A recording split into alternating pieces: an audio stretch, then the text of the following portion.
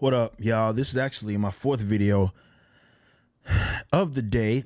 Now, I've mentioned in previous videos as well as my streams, you guys know that we're moving into the new office and the new video studio and all of that. So these videos, as I'm reviewing a lot of these, are going to be a lot more detailed, a lot more visually, let's say, pleasing in that sense, and not just me just looking at this this camera, but it's just I'm not in the creative space to really do that anymore. In the process of packing and doing all of that. So, of course, that's going to be coming. Appreciate all the support.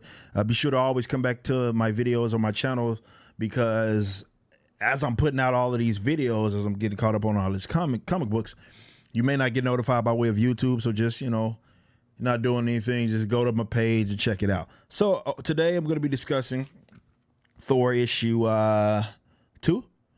I have talked about issue 1. I already did a video, got a lot of requests for that. People wanted to know my thoughts on it, and I do love the idea of Thor being more his entertaining, the more cosmic Marvel stuff. And what I'm getting from this book is we're only 2 issues in, but Thor, it's not just with Thor. Thor in itself makes for an interesting character and everything surrounding him, right? Asgard, what have you. But when you talk about cosmic Marvel,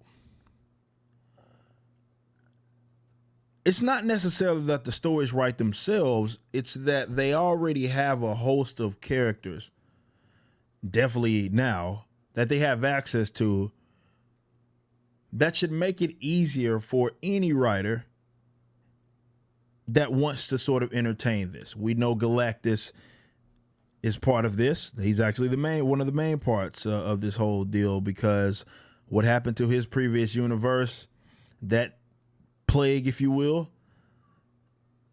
is now going to affect this particular universe. So what's going on now is that Thor is helping Galactus get these planets that Silver Surfer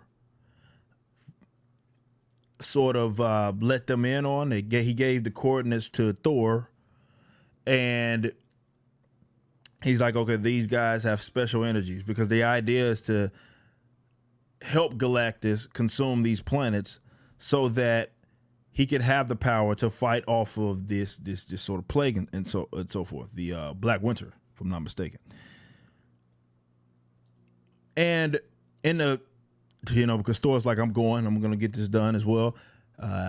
He gave him power. Galactus gave him power. So in addition to being just all father of Asgard, he is now Galactus' herald in a sense. So he has those powers.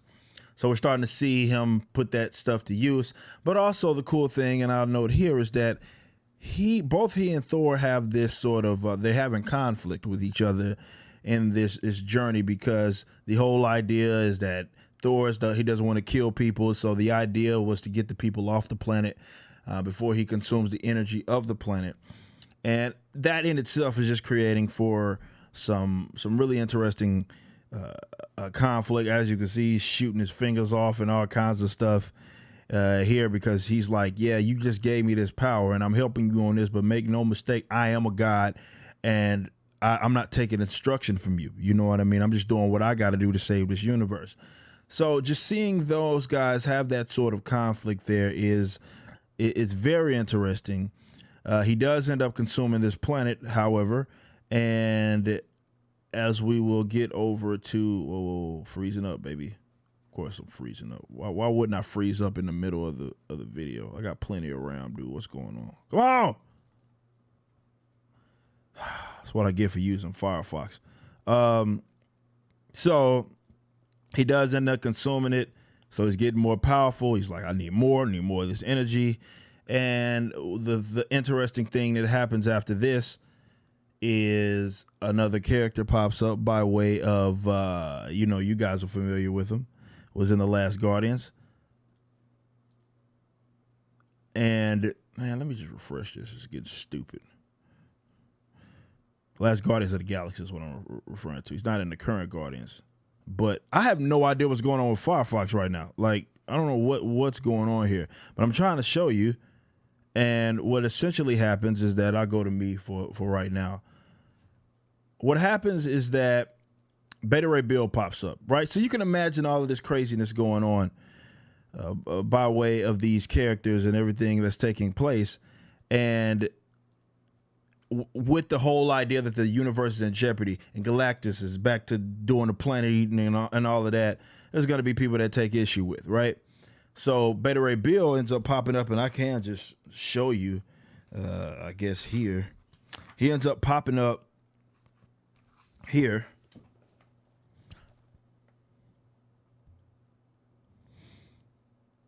And he's like, all right, I got to have words with the guy that you running with right now.